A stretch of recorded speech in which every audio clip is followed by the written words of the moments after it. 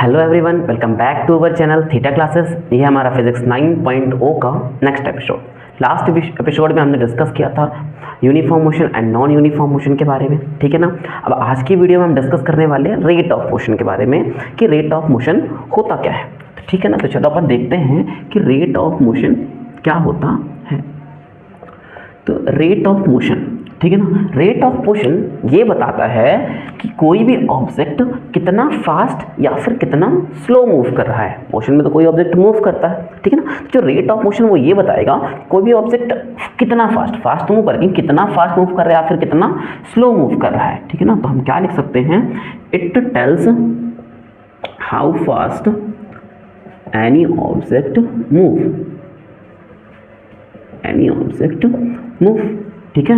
तो ये rate of motion क्या बताता है, रेट ऑफ मोशन ये बताता है कि कोई भी ऑब्जेक्ट कितना फास्ट मूव कर रहा है। अब सर एक बात ये आती है कि जो कितना फास्ट मूव कर रहा है कितना स्लो मूव कर रहा है, ये तो हमारे एक स्पीड भी एक ऐसी क्वांटिटी होती है जो ये बताती है कि कोई भी ऑब्जेक्ट कितना फास्ट मूव कर रहा है। जैसे अपन एग्जांपल में बोलते हैं, अपन लोग आपस में स्पोर्ट्स में खेलते हैं, अगर दो बच्चे दौड़ रहे हैं तो क्या बोलता हूँ, वो बच्चा बड़ी स्पीड से दौड़ रहा है ना, बड़ी स्पीड से दौड़ रहा है, मतलब उसका रेट ऑफ मोशन क्या है, क्या तो वो बहुत जल्दी दौड़ रहा है, ठीक है ना। तो हम ये बोल सकते हैं कि रेट ऑफ मोशन को हम और क्या बोल सकते हैं, रेट ऑफ मोशन को हम और क्या बोल सकते हैं, स्पीड बोल सकते हैं, ठीक है ना।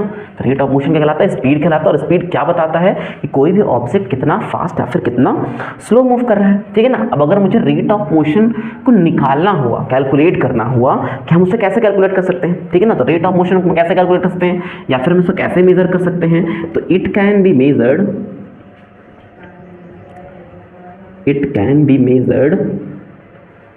बाय डिस्टेंस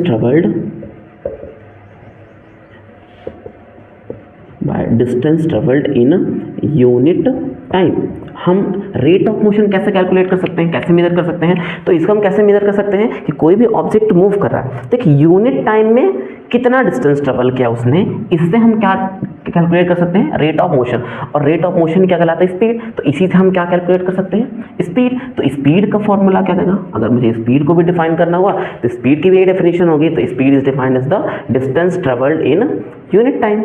यही हमारी स्पीड की भी सेम डेफिनेशन आ जाएगी कि स्पीड क्या कहलाता है, तो speed is defined as the distance travelled in unit time. अब स्पीड का फॉर्मूला क्या होगा हमारा, स्पीड का फॉर्मूला हो जाएगा distance travelled upon time taken. ये हो जाएगा हमारा डिस्टेंस का फॉर्मूला, सॉरी स्पीड का फॉर्मूला।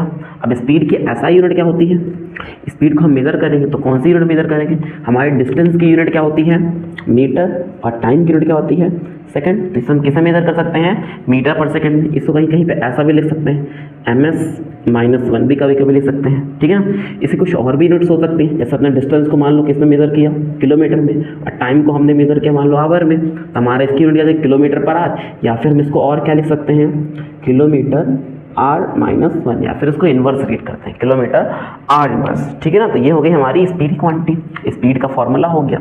अब ये जो हमारी स्पीड होती है वो कैसी क्वांटिटी होती है, it is a scalar quantity, scalar quantity, ठीक है ना। स्केलर क्वांटिटी का मतलब क्या हो गया, स्पीड हमारा डायरेक्शन नहीं बताती, ठीक है ना। स्पीड क्या बताती है, ओनली एक मैग्नीट्यूड बताती है, ठीक है ना। अब अगर मुझे एक क्वेश्चन देखना हुआ, जरा एक क्वेश्चन देखते हैं। मान लो कोई भी ऑब्जेक्ट है, कोई भी ऑब्जेक्ट मान लो कि 10 सेकंड में, कितने सेकंड्स में, 10 सेकंड्स में मान लो 50 मीटर की डिस्टेंस ट्रेवल करता है, तो मुझे इसकी स्पीड बतानी है, इसकी स्पीड कितनी होगी।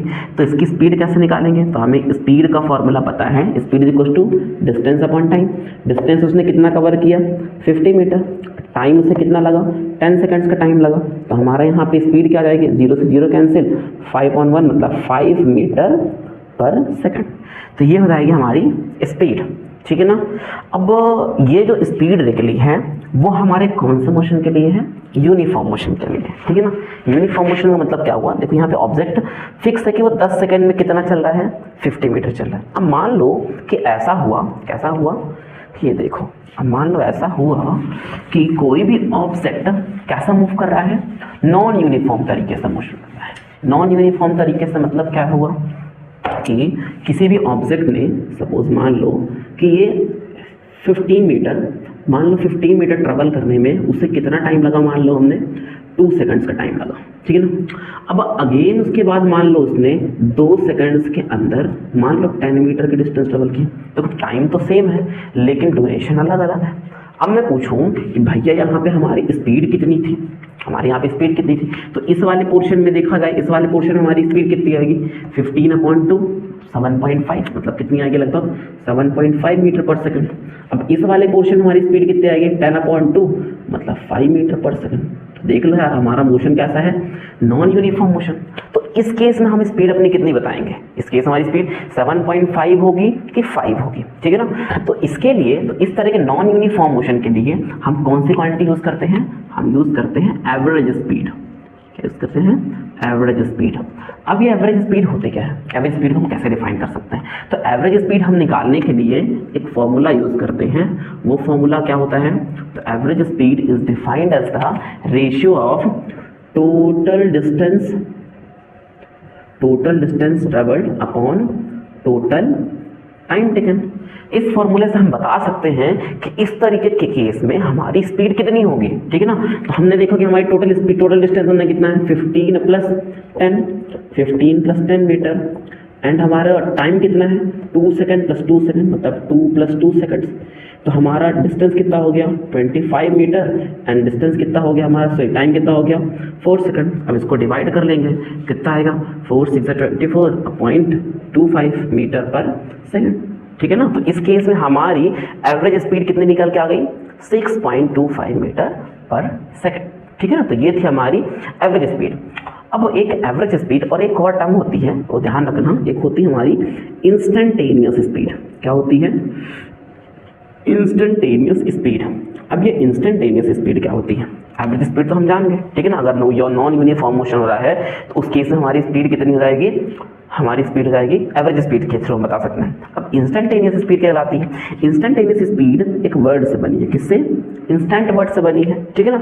तो इंस्टेंटेनियस स्पीड क्या बताता है, इंस्टेंटेनियस स्पीड यह बताता है कि किसी एक मोमेंट में आपकी स्पीड कितनी है। तो हमारी इंस्टेंटेनियस स्पीड क्या बताता है, हमारी इंस्टेंटेनियस स्पीड किसी एक इंस्टेंट पे, किसी एक मोमेंट पे हमारी स्पीड बताता है, ठीक है ना। चलो मान लो अपन बाइक से राइड कर रहे हैं, जब हम बाइक से राइड करते हैं तो हम जब चलते हैं तो हमारे सामने एक स्पीडोमीटर लगा होता है, इसमें कांटा है ना, वो क्या बताता है, हमारी स्पीड बताता है कि इस इंस्टेंट पे हमारी स्पीड कितनी है। आप चल रहे हैं, उसमें दिखा रहा है 40 पे काटा हुआ, मतलब वो हमारी उस इंस्टेंट पे हमारी स्पीड कितनी है 40 है। जैसे अपन ने एक्सीलेटर घुमाया तो वो जो कांटा है ना, जो उसमें नीडल लगी है वो और मूव करता है 40 से 50 60 सेकंड्स, है ना। तो मतलब वो हमारी उस मोमेंट पे हमारी स्पीड कितनी आ गई 60 किलोमीटर पर आवर, मतलब हम उस इंस्टेंट पे कितनी स्पीड चल रहे हैं 60 किलोमीटर। तो वो हमारा कहलाता है इंस्टेंटेनियस स्पीड, ठीक है ना। तो इंस्टेंटेनियस स्पीड क्या बताएगा, तो हम इसको क्या बोल सकते हैं, it is defined as the speed,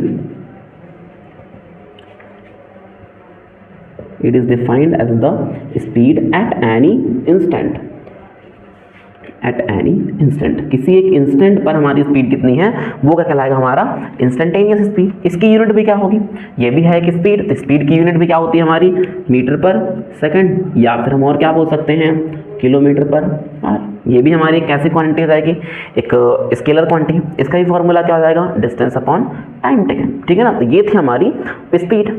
अब स्पीड से ही मिलती जुलती एक और क्वांटिटी होती है, ठीक है ना। वो क्वांटिटी कौन है, तो वो क्वांटिटी होती है हमारी वेलोसिटी।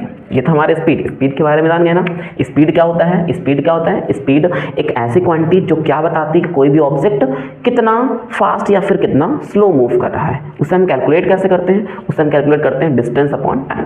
स्पीड क्या होता है, मतलब यूनिट टाइम में कोई भी ऑब्जेक्ट कितना डिस्टेंस ट्रेवल करता है वो बताता है स्पीड, ठीक है ना। जैसे हमने एग्जांपल लिया कि कोई भी ऑब्जेक्ट मान लो ट्रैवल कर रहा है, ठीक है ना, 100 मीटर ट्रैवल करने में उसे मान लो 10 सेकंड लगे, तो मुझे पता करना है इसकी स्पीड क्या कहलाती है यूनिट टाइम में। यूनिट टाइम मतलब 1 सेकंड, तो 1 सेकंड के अंदर मान लो 10 सेकंड में 100 मीटर गया, तो 1 सेकंड में कितना गया होगा 100/10, तो कितना जाएगा 10 मीटर पर सेकंड। तो ये कहलाएगी उसकी स्पीड। तो सिंपल से स्पीड का बोल सकते हैं, स्पीड क्या बताता है, यूनिट टाइम में कितनी डिस्टेंस ट्रेवल की वो बताता है, हमारा स्पीड बताता है, ठीक है ना। अब आते हैं अपन वेलोसिटी के अंदर कि वेलोसिटी क्या होती है, ठीक है, velocity,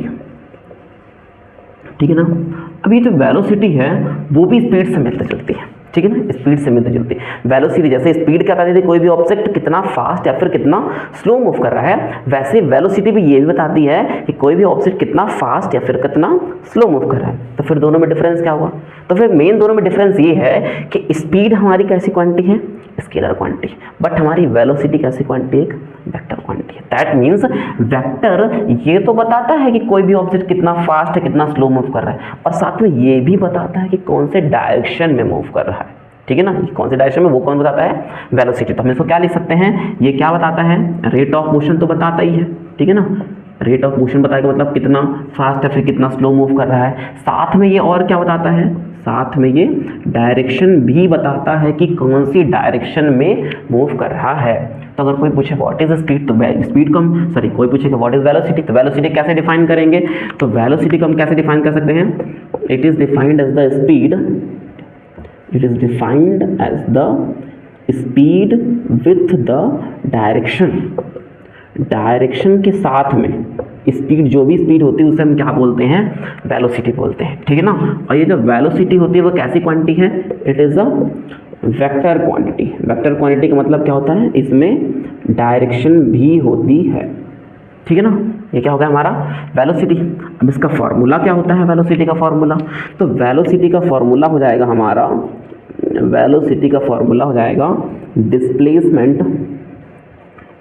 displacement upon time taken, displacement upon time taken, ये हो जाएगा हमारा वेलोसिटी का फॉर्मूला। अब अगर इसकी यूनिट पूछा जाए, इसकी यूनिट क्या होगी, डिस्प्लेसमेंट की यूनिट क्या होती है, मीटर, टाइम की यूनिट क्या होती है, सेकंड, तो इसकी यूनिट हो जाएगी मीटर पर सेकंड, या फिर मान लो डिस्प्लेसमेंट को हमने मेजर किया किलोमीटर में और टाइम को हमने मेजर किया आर में, तो इसकी एक और यूनिट क्या आएगी, किलोमीटर पर आर। तो ये थी हमारी वेलोसिटी। अब इसका अपन क्या देखते हैं, एक क्वेश्चन देख लेते हैं वेलोसिटी का, ठीक है ना, वेलोसिटी से रिलेटेड एक क्वेश्चन देख लेते हैं। मान लो कि कोई भी ऑब्जेक्ट ईस्ट की डायरेक्शन में 50 मीटर गया और उससे कितना टाइम लगा, हमने सपोज मान लो कितना टाइम लगा, 10 सेकंड्स का टाइम लगा। तो मैं क्या बोलूँगा कि इस कंडीशन में हमारी वेलोसिटी क्या होगी, तो हमारी वेलोसिटी क्या हो जाएगी, तो हमारी वेलोसिटी हो जाएगी, उसने कितना डिस्प्लेसमेंट हुआ, ये हमारा क्या लगा डिस्प्लेसमेंट, तो डिस्प्लेसमेंट हमारा 50 मीटर और टाइम उसे कितना लगा 10 सेकंड्स का, तो हमारे यहाँ पे वेलोसिटी कितनी रहेगी, 0 से 0 कैंसिल, 5 मीटर पर सेकंड, और ये कौन सी डायरेक्शन में, इन ईस्ट डायरेक्शन, ये कहना जाएगी हमारी वेलोसिटी, ठीक है ना। अब वेलोसिटी तो हो गई। अब जैसे हमने क्या देखा था कि स्पीड में अगर यूनिफॉर्म मोशन तो अपन स्पीड लग गई थी, लेकिन अगर नॉन यूनिफॉर्म मोशन होता था तो हम वहाँ पे क्या निकालते थे, एवरेज स्पीड निकालते थे। वैसे ही अगर यहाँ पर भी नॉन यूनिफॉर्म मोशन हुआ तो उस केस में हमारी वेलोसिटी क्या होगी, तो उस केस में हमारे क्या निकालेंगे, हम एवरेज वेलोसिटी निकालेंगे, ठीक है ना। एवरेज वेलोसिटी कैसे निकालेंगे, ठीक है ना। तो एवरेज वेलोसिटी के लिए मान लो किसी भी ऑब्जेक्ट की इनिशियल वेलोसिटी कितनी है, इनिशियली वो कितनी स्पीड से चल रहा था, मान लो u से चल रहा था, u मीटर पर सेकंड से, ठीक है ना। एंड मान लो उसकी वेलोसिटी चेंज होकर के, नॉन यूनिफॉर्म मोशन है तो उसकी वेलोसिटी तो चेंज होगी, स्पीड चेंज तो वेलोसिटी, मान लो उसकी फाइनल वेलोसिटी कितनी हो गई, v मीटर पर सेकंड हो गई, ठीक है ना। और उसे इस वेलोसिटी को चेंज करने में कितना टाइम लगा, मान लिया हमने इससे कितना टाइम लगा, t सेकंड्स का टाइम लगा। देन उस केस में हमारी एवरेज वेलोसिटी कितनी होगी, तो उस केस में हमारी एवरेज वेलोसिटी हो जाएगी initial velocity plus final velocity upon में क्या बोलेंगे, टाइम टेकन, अपॉन में टाइम टेकन। तो हमारी एवरेज वेलोसिटी का इनिशियल वेलोसिटी हमारी कितनी थी u, फाइनल वेलोसिटी v, और टाइम कितना लिया हमने, t सेकंड्स का टाइम लिया। तो ये हो जाएगा हमारा एवरेज वेलोसिटी का फॉर्मूला, ठीक है ना, ये हो जाएगा हमारा एवरेज वेलोसिटी का फॉर्मूला, ठीक है। तो यहाँ पे हमने क्या देखा आज अपने स्पीड के बारे में, कि हमारी स्पीड क्या होती है, हमारी एवरेज स्पीड क्या होती है, इंस्टेंटेनियस स्पीड क्या होती है। साथ हमने देखा हमारी वेलोसिटी के बारे में कि हमारी एवरेज वेलोसिटी क्या होती है, और हमने स्पीड और वेलोसिटी में डिफरेंस भी देख लिया कि स्पीड हमारी एक स्केलर क्वांटिटी होती है, बट हमारी वेलोसिटी कैसी क्वांटिटी है, एक वेक्टर क्वांटिटी होती है, ठीक है।